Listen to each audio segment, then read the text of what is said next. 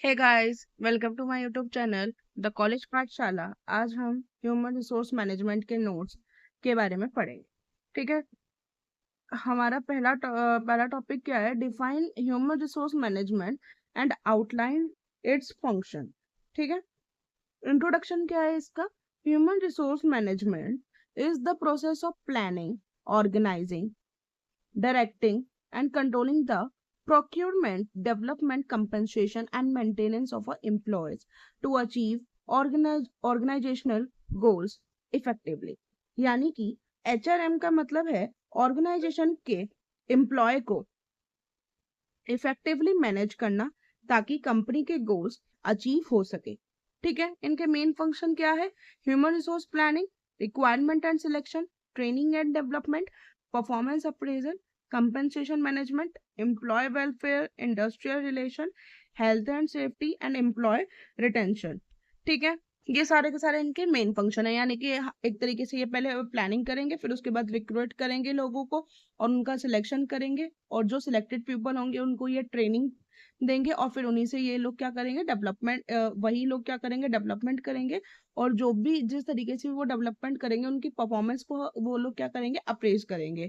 ठीक है। Compensation management इसके अंदर है, और बाकी जो एम्प्लॉय की जो वेलफेयर, एम्प्लॉय के लिए अच्छे से उनकी देखभाल करना है, वो सारा का सारा काम HRM का है।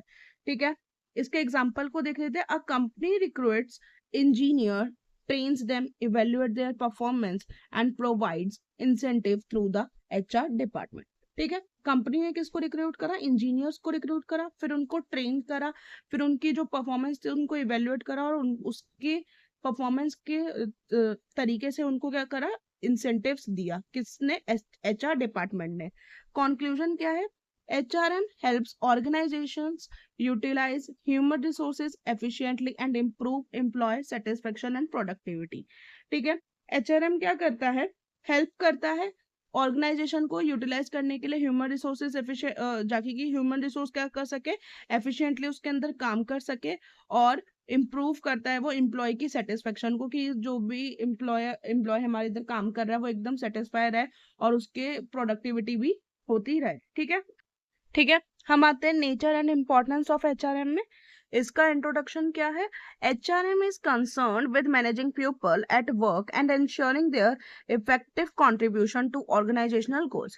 यानी कि HRM क्या करता है? इसके अंदर HRM जो काम पर जो लोग लगे हुए होते हैं, यानी कि जो एम्प्लॉयज होते हैं, उनको मैनेज करता है ताकि वो कंपनी के गोल्स को क्या कर सके? पूरा करने में अपना बेस्ट कंट्रीब्यूशन दे सके। ठीक है। नेचर ऑफ HRM क्या है? प्यूपल ओरिएंटेड है ये। ठीक है। इस कंटिन्यूस प्रोसेस है ये, एक तरीके का डेवलपमेंट ओरिएंटेड है, परवेसिव, फंक्शन, एक्शन ओरिएंटेड है, और फ्यूचर ओरिएंटेड है। ठीक है। इसको मैं थोड़ा और डीपली समझा देती हूँ। पीपल ओरिएंटेड का मतलब क्या होता है? कि जो HRM का जो पूरा फोकस होता है ना, वो एम्प्लॉय पर होता है, ना कि सिर्फ मशीन या पैसों पर। ये देखते हैं कि जो एम्प्लॉय है, वो जो एम्प्लॉयज है उनको हम कैसे खुश और प्रोडक्टिव रहे। ठीक है। वो कैसे खुश और प्रोडक्टिव रहे। कंटिन्यूस प्रोसेस क्या है इसका? कि ये कोई एक बार का काम नहीं है। एम्प्लॉय को हायर करने से लेकर उनके रिटायर होने तक HRM का काम हमेशा क्या होता है? चलता रहता है। डेवलपमेंट ओरिएंटेड है ये। इसका मतलब कि एम्प्लॉयज की स्किल्स और जो उनकी जो कैपेबिलिटीज को क्या करना? बढ़ाना। बढ़ाना होता है किसके थ्रू? ये इनके जो डेवलपमेंट ओरिएंटेड है वो किसके थ्रू करते हैं? ये ट्रेनिंग और कोचिंग के जरिए, ताकि वो क्या कर सके? बेहतर काम कर सके। परवेसिव फंक्शन का मतलब क्या होता है? परवेसिव फंक्शन का मतलब होता है कि ये हर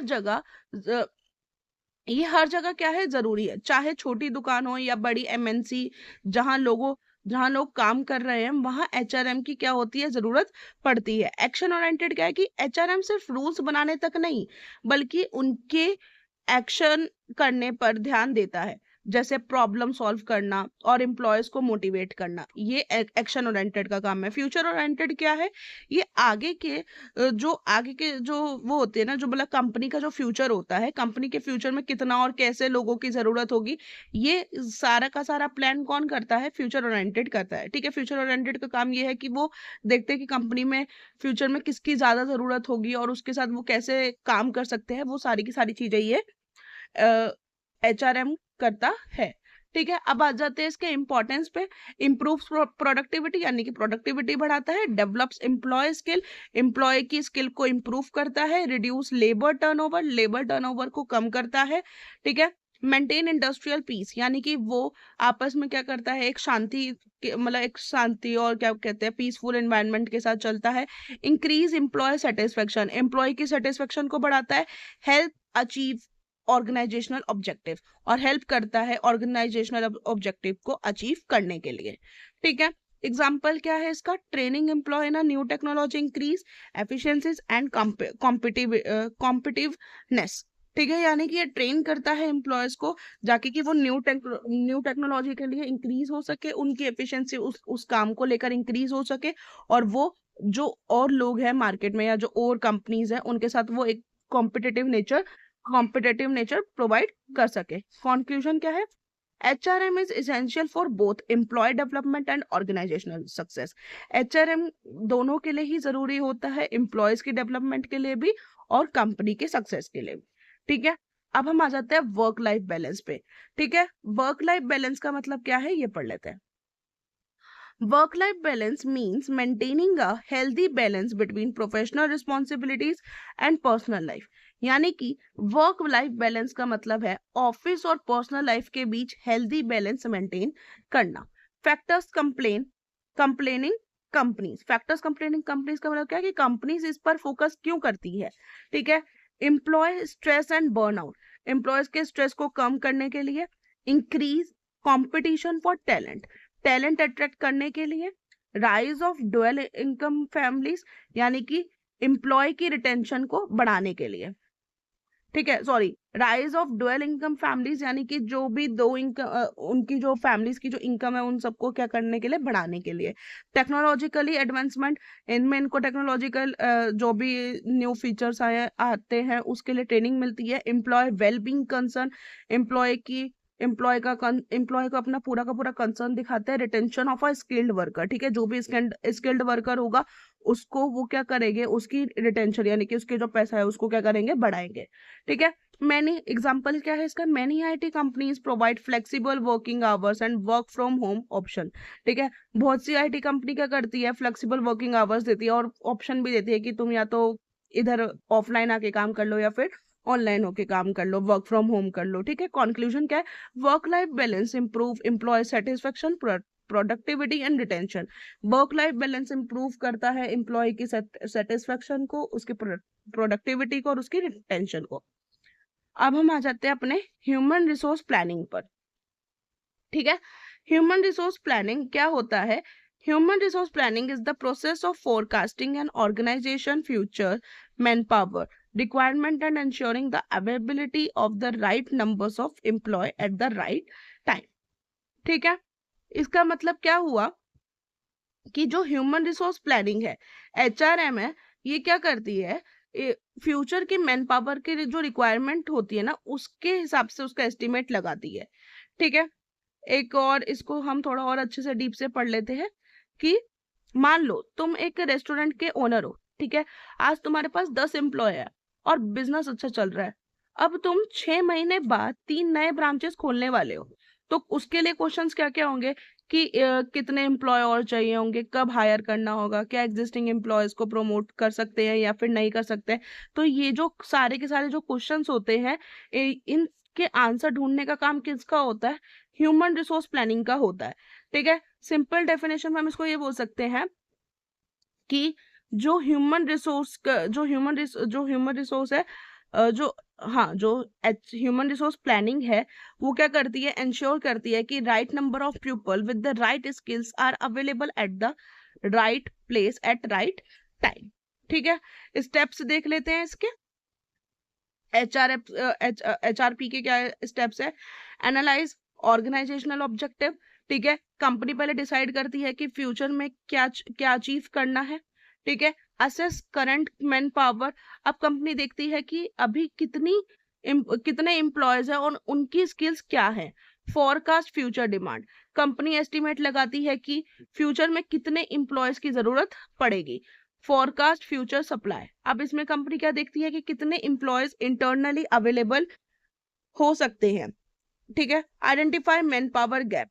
ठीक है, अब एम्प्लॉय को 40 नए अब कंपनी को 40 नए एम्प्लॉय हायर करने पड़ेंगे, क्या पता। ठीक है, मतलब ये आइडेंटिफाई करेगी कि अगर मान लो अगर पुराने जो 10 एम्प्लॉय हैं वो अभी अवेलेबल है, ठीक है, पर उनका काम ज्यादा नहीं है और डिमांड क्या हो गई है, ज्यादा बढ़ गई है, तो इस केस में क्या करेंगे, कंपनी नए लोगों को हायर करेगी। एक्शन प्लान क्या होता है इसके अंदर, डेवलप एक्शन प्लान, यानी कि ये पहले रिक्वायरमेंट करेगी, फिर उसको ट्रेनिंग देगी, फिर प्रमोशन करेगी, फिर जाके ट्रांसफर करेगी। ये सारे के सारे प्लान हमारे डेवलप एक्शन प्लान के अंदर आते हैं। मॉनिटर एंड इवेल्युएट का मतलब क्या होता है, इसमें चेक किया जाता है कि जो प्लानिंग है वो सक्सेसफुल तरीके से हो रही है या फिर नहीं। ठीक है, ये सारा का सारा काम एचआरपी का होता है। आई होप आपको इसके स्टेप समझ में आ गए हो। अब हम चलते हैं इसके एग्जाम्पल्स पे। A company planning expansion forecast the need for 100 additional employees. ठीक है, कंपनी प्लानिंग करती है कि कि नए 100 लोगों को क्या कर सके, उनको नए 100 लोगों की उनको जरूरत है, तो वो उनको क्या कर रही है, हायर कर रही है। ठीक है, वो सारा का सारा किसके थ्रू करेगी, वो डेवलप एक्शन प्लान के थ्रू करेगी, यानी कि पहले उसका रिक्वायरमेंट करेगी, फिर उसका ट्रेनिंग करेगी, फिर उनको प्रमोशन और ट्रांसफर का होगा। ठीक है, फिर उसके बाद आ जाते हैं कॉन्क्लूजन पर। ठीक है, HRP ensure optimum utilization of human resource and avoid shortage and surpluses। ठीक है, ये इनका जो काम होता है वो क्या होता है कि ये ऑप्टिमम यूटिलाइजेशन, जो भी ऑप्टिमम रिसोर्स होते हैं, यानी कि एक रिसोर्स को इफेक्टिवली और एफिशिएंटली चलाती है, जाकि कि उनको फ्यूचर में जो भी शॉर्टेज वगैरह है उन सब से अब उन सबको वो क्या करें, पहले ही अवॉइड कर सके। ठीक है, अब आ जाते हैं हम अपने 3 मेथड्स ऑफ जॉब एनालिसिस के ऊपर। ठीक है, introduction. Job analysis is the process of collecting information about duties, responsibilities and skills required for a job. ठीक है, इनका काम क्या होता है, जॉब एनालिसिस का काम होता है कि वो एक तरीके का ये प्रोसेस होता है जो कलेक्ट करता है इंफॉर्मेशन को, जिसके अंदर ये लिखा हुआ होता है कि भाई एम्प्लॉय की क्या ड्यूटी होगी, उसकी क्या रिस्पॉन्सिबिलिटीज होगी, और कौन कौन से स्किल उस एम्प्लॉय के अंदर रिक्वायर्ड होनी चाहिए उस जॉब को लेके। पहला क्या है, ऑब्जर्वेशन मेथड। एडवांटेज क्या है इसके, डायरेक्ट और एक्यूरेट इन्फॉर्मेशन, इसके अंदर इसको एक्यूरेट इन्फॉर्मेशन देनी होगी। डिसएडवांटेज क्या है कि ये थोड़ा सा टाइम कंज्यूमिंग है।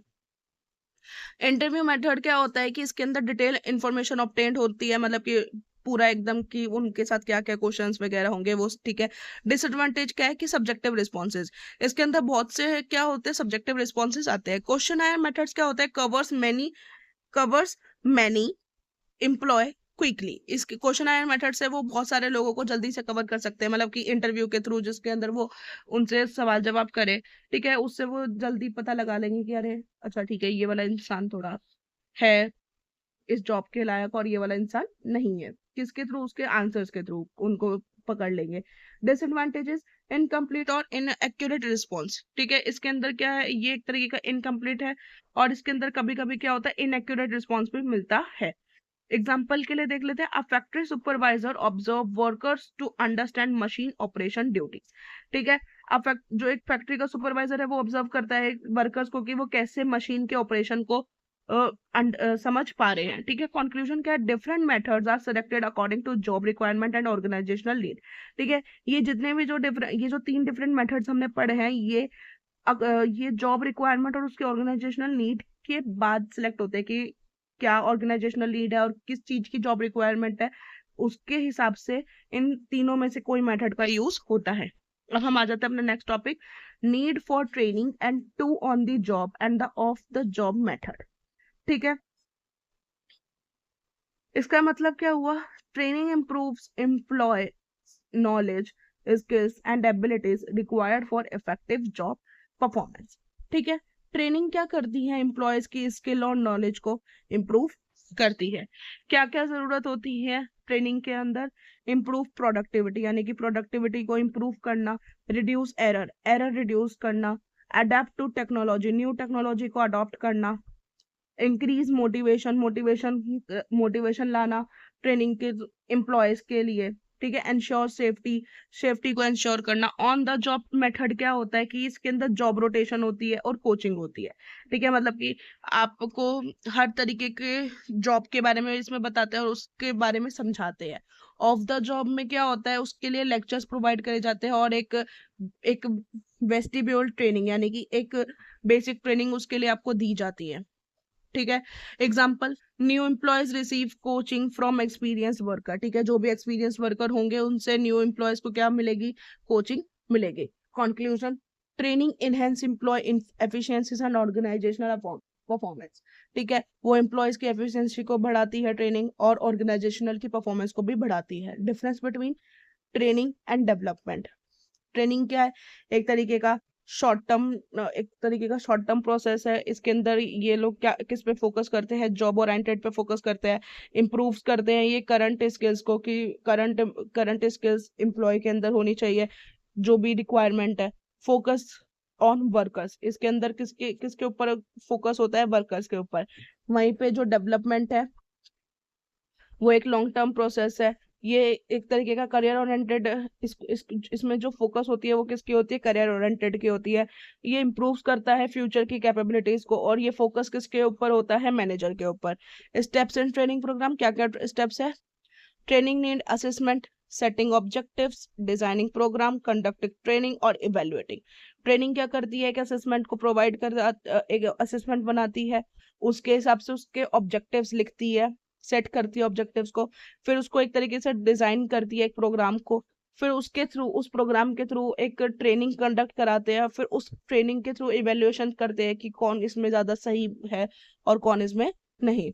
कंप्यूटर एग्जांपल इसका क्या है, computer software training for employees, ठीक है, कंप्यूटर सॉफ्टवेयर की ट्रेनिंग किसको दी जा रही है, एम्प्लॉयज को। Conclusion, training improves present performance while development prepares employ for future responsibilities, ठीक है, ट्रेनिंग इंप्रूव्स करती है एम्प्लॉयज की प्रेजेंट परफॉर्मेंस को, और उनको आगे फ्यूचर में जो भी फ्यूचर की जो रिस्पॉन्सिबिलिटीज है, फ्यूचर की जो डेवलपमेंट है, उसके लिए रेडी करती है, ठीक है।